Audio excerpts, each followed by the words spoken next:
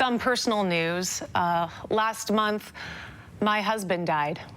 For me, couching it with passed away or transitioned from this life to the next doesn't soften the fact that when I lay my head down at night, he isn't there. Frankly, I don't know what to say. And I don't expect anyone else to know what to say either. I loved Michael for 19 years. 3 months after our third child was born, he was diagnosed with stage 4 squamous cell carcinoma. He thought he had a hemorrhoid.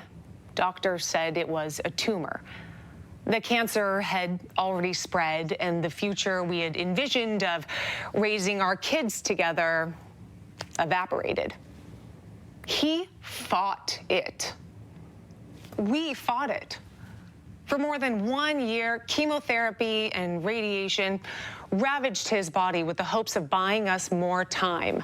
But it was time we wouldn't get.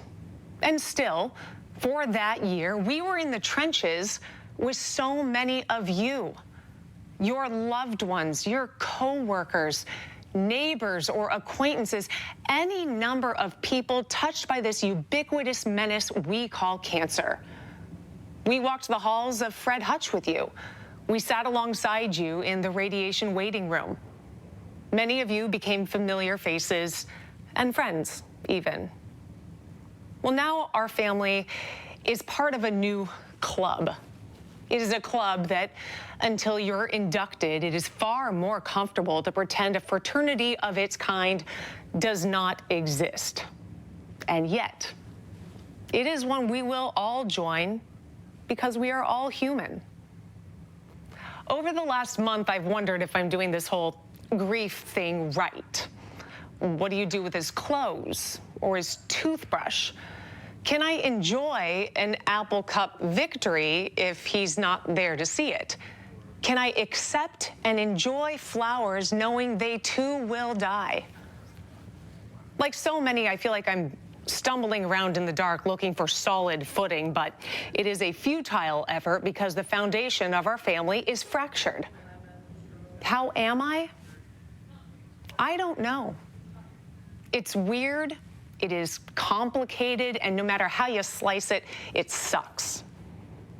But I believe that losing Michael has opened a door to an ancient world I am exploring for the first time. It will be important context for who I am as a human and who I am as a journalist.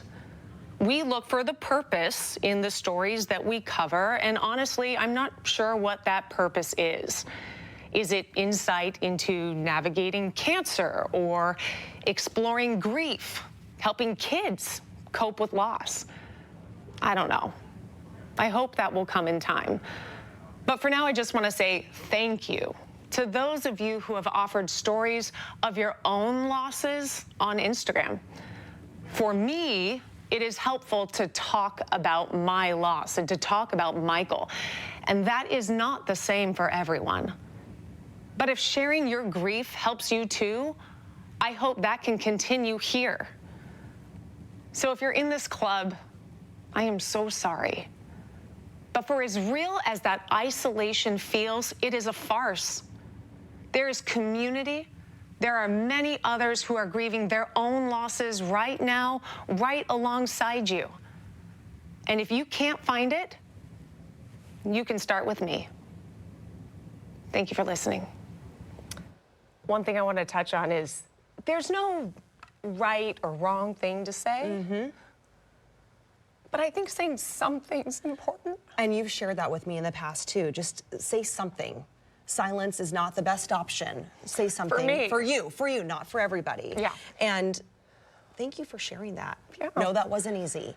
But there are so many people out there, and we don't talk about grief. No. It's uncomfortable. It's, but I feel like it's important just to have that discussion. Absolutely, because grief is a part of life. Loss is a part of life. Yeah. As difficult and heartbreaking as it is, you are the strongest and bravest person we know. And as Michael fought, you fought right alongside him every step of the way. Yeah.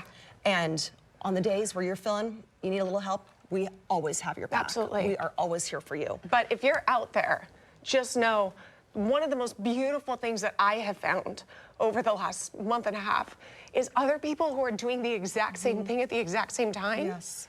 So find those people and seek them out and have those conversations, because at the end of the day, it makes us as close to being fully human as we can possibly be. Absolutely. All right. Thank you for sharing that, Kelly. And we are with you always.